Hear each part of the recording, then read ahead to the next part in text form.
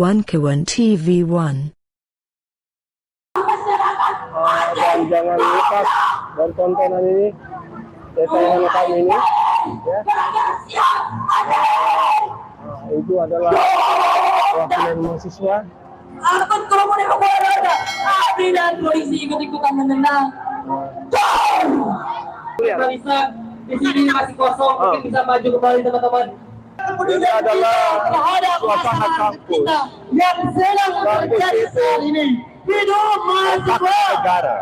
hidup perempuan Kampus itu Indonesia. dia harus bersuara yang sebagai kaum intelektual harus menikmati kebebasan akademik, kebebasan intelektual, karena mereka adalah anggota dari masyarakat ilmiah. Untuk rakyat Tugasnya tidak lain, hidup mahasiswa. kebenaran ilmiah.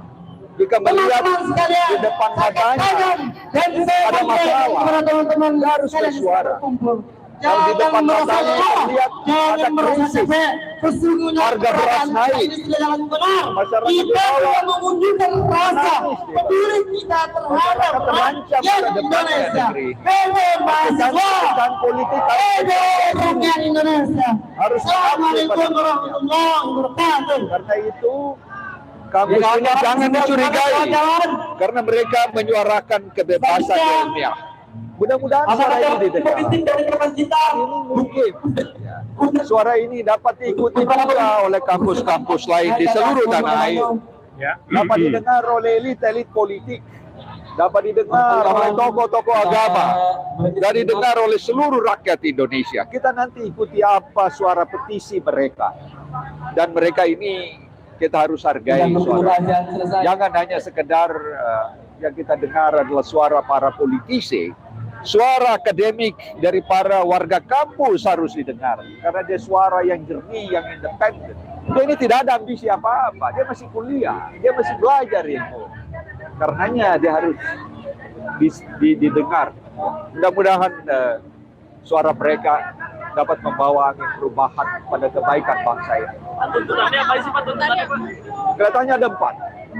Pertama, jangan ada lagi kesulitan masyarakat dengan membludaknya, meningkatnya harga-harga kebutuhan pokok mereka. Yang kedua, dia ingin supaya elit-elit politik ini kembali memperhatikan rakyat. Jangan memperhatikan kelompoknya, jangan memperhatikan keluarganya, jangan memperhatikan pendukung-pendukung yang punya kepentingan tertentu untuk kepentingannya sendiri. Yang keempat, supaya suara demokrasi jangan sampai mundur sebagai amanat reformasi. Pemilu yang baru kita lakukan kemarin diwarnai dengan banyak sekali tanda tanya di sana. Ada pelanggaran-pelanggaran. Perwakilan lembaga dan fakultas, Tidak memihak kepada kelompok 1, 2, atau 3. Sekali lagi Tapi buat kepentingan perwakilan negara, teman-teman lembaga atau fakultas, silakan untuk Tempat itu menuju yang mereka ke samping mobil pemadam. Terima kasih. Aktivitas akademika termasuk juga selain mahasiswa berbapak sebagai dosen pengajar gitu kan. Bagaimana dengan fenomena hak angket yang hingga saat ini masih belum ditegaskan oleh DPR? Ya, itu adalah proses politik. Yang kampus juga mendukung supaya jangan sampai ada kekuatan yang merampas hak-hak politik dari rakyat yang diamanahkan kepada wakilnya di DPR itu.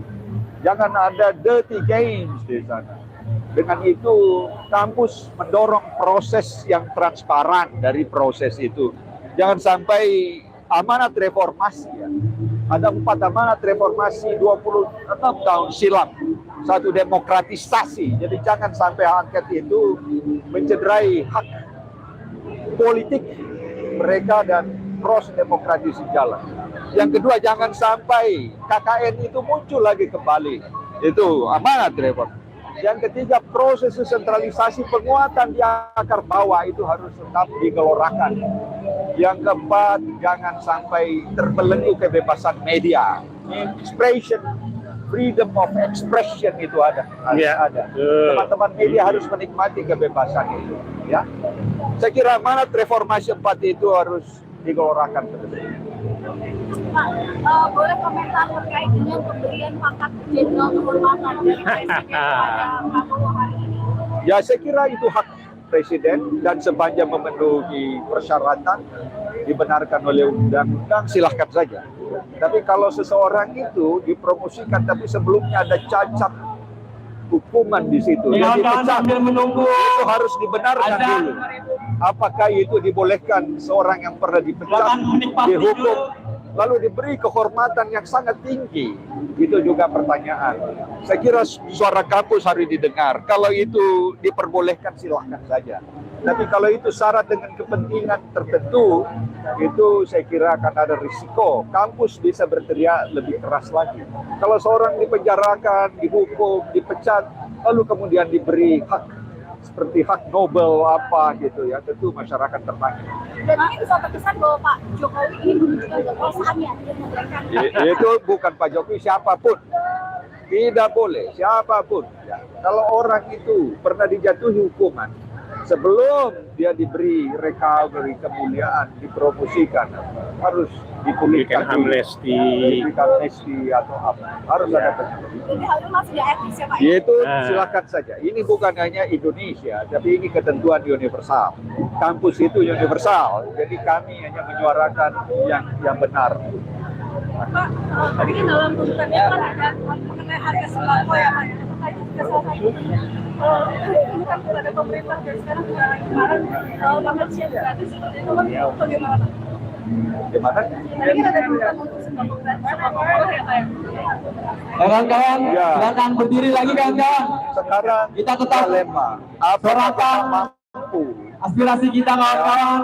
Tetap semangat kita kawan-kawan. mencekik ini kan ya. Semangat, tetap Apalagi berdiri. kalau makan gratis gitu. Kawan-kawan silakan berdiri kawan-kawan. Apakah negara memungkinkan? Kita maju lagi ke Ya dengan itu depan mobil komando kawan-kawan. tidak membawa Sebelah kanan harga saya, sembako kawan. semakin sulit terjangkau. Dengan itu harus dengar. Kawan-kawan bentangkan lagi banner-banner kalian kawan-kawan. Agar masyarakat tahu bahwa hari ini negara kita sedang tidak baik-baik saja kawan-kawan.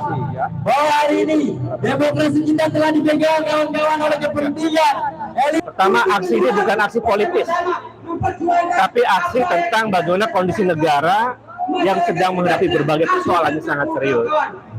Aksi bagaimana menyelamatkan republik dari demokrasi yang rusak, dari ekonomi yang memburuk, dari harga sembako yang makin naik, dari harga listrik yang makin naik, dan dari pelanggaran HAM yang tidak pernah dituntaskan, dan muncul banyak pelanggaran HAM baru. Jadi ini urusan republik, ini urusan negara, bukan urusan capres-capres. Bahwa kondisi republik ini saat ini sedang mengalami persoalan sangat serius. Karena itu mahasiswa bersama rakyat bergabung untuk bersama-sama untuk menyuarakan bahwa ini adalah suara rakyat, bukan suara sekedar kelompok kecil mahasiswa. Saya kira itu. Hidup rakyat, hidup mahasiswa, hidup perempuan, hidup Republik Indonesia. Buat teman-teman yang belum tahu, harga beras hari ini sudah mencapai 20.000 teman-teman. Apakah teman-teman sanggup dengan beras 20.000? Apakah sanggup teman-teman?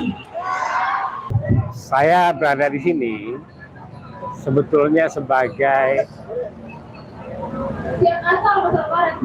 menyertai mahasiswa dan para dosen, karena saya juga alumni dari kampus ini dan menyelesaikan doktoral saya di UNJ.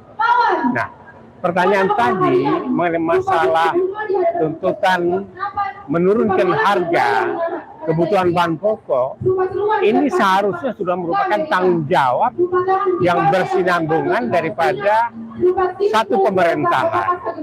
Nah, sedangkan dewasa ini, pangan, khususnya beras, menjadi bagian daripada permainan politik rezim, yaitu dengan memanfaatkan bansos, kemudian ada lagi pemikiran-pemikiran untuk impor beras. Nah, sedangkan menurut pakar dari IPB yang ahli pertanian mengkarai bahwa sebetulnya stok beras kita itu masih besar. Jadi kenapa kok impor gitu? Nah, sehingga barangkali kelangkaan beras dan naiknya beras itu salah satu trik untuk memungkinkan untuk impor beras. Nah, jadi inilah kelakuan ini sudah berlangsung lama, waktu Enggar pun menteri itu melakukan. Nah, itu kalau dari segi pangan khususnya beras, tentu tuntutan ini harus segera. Kalau tidak, rakyat lapar, mereka akan bergerak. dan kampus itu akan menjadi perhatian masyarakat. Gitu. Lalu dengan mahasiswa juga berharap akan memasukkan Jokowi bagaimana, Prof? Ini pemakzulan itu kan ada rutenya. Kalau menurut konstitusi, apabila angket menemukan sesuatu dari hasil angket dilanjutkan kepada interpelasi, maka dengan data yang cukup disampaikan. Dan untuk itu kan diajukan ke MK. Nah, MK ditengarai ini akan menghambat. Tapi saya melihat ini mungkin saja, karena kan pamannya sudah tidak berada di sana. Jadi impeachment atau pemakzulan itu suatu yang niscaya untuk bisa dilakukan. Tapi tuntutan pelanggaran-pelanggaran sebagai penyebab angket itu tadi, ini akan bisa berjalan terus. Dan ini akan menggelinding tiada henti. Dan di mana-mana gerakan ini sudah sangat masif dan terstruktur masif. Karena apa? Setiap perguruan tinggi dia punya jaringan. Kemudian para dosen-dosen dan guru besar juga punya asosiasi. Nah, jadi untuk itu kasiogianya ya, rezim ya harus melihatlah kondisi yang sekarang ini. Seperti yang dikatakan ya oleh Surya Paloh, semut pun kalau diinjak ini mereka akan menggigit. Nah, jadi hal tersebut ya, jalur hukum dilakukan, impeachment dilakukan, pemakzulan, semua ini bergerak secara paralel. Lalu hak angket itu bagaimana? Itu, Prof. Hak angket. Ya, kalau hak angket itu kan begini, ada dua fraksi yang berbeda, kemudian ada 25 anggota dewan itu membubuhkan tanda tangannya, itu sudah dimungkinkan, kemudian dibawa ke paripurna. Kalau di paripurna itu sudah memungkinkan 50% itu sudah bisa jalan, dan untuk itu jumlah koalisi perubahan saja sudah melebihi. Apalagi kalau ada grassroots yang diam-diam memberikan dukungannya waktu di paripurnanya, begitu. Insya Allah jalan. Insya Allah jalan, insya Allah. Ya sebab T.D. Hasanuddin sudah menjelaskan sedemikian rupa. Tapi kalau Todung Mulya Lubis mengatakan Bu Mega masih ingin terbatas sama angket saja, tidak termasuk atau belum termasuk pemakzulan. Ya. Hidup Indonesia. Gagal hari ini kita berusaha. Yang menjadi tuntutan kami sebagai mahasiswa itu merupakan fenomena dalam sejarah yang sedang terjadi di Indonesia sekarang.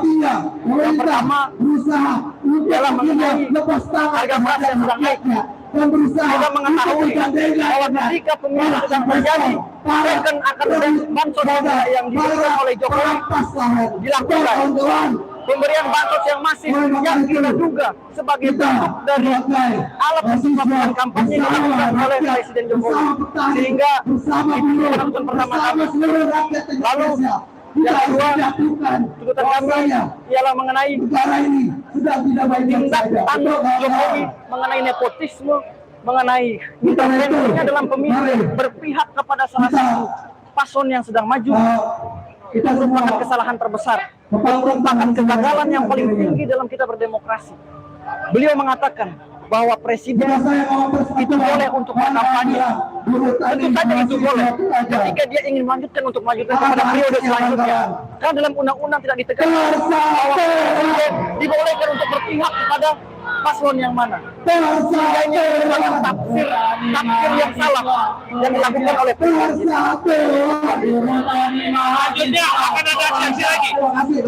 Setelah ini ada aksi-aksi lagi. Tentu saja kita akan tetap mengawal perjuangan dan keinginan rakyat Indonesia untuk tetap turun ke jalan. Salam cinta, salam perjuangan.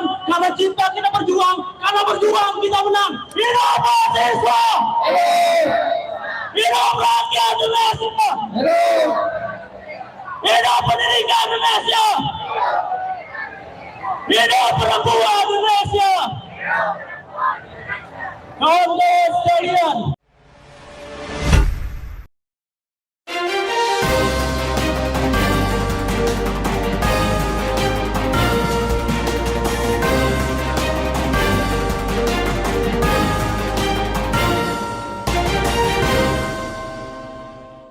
1K1 TV1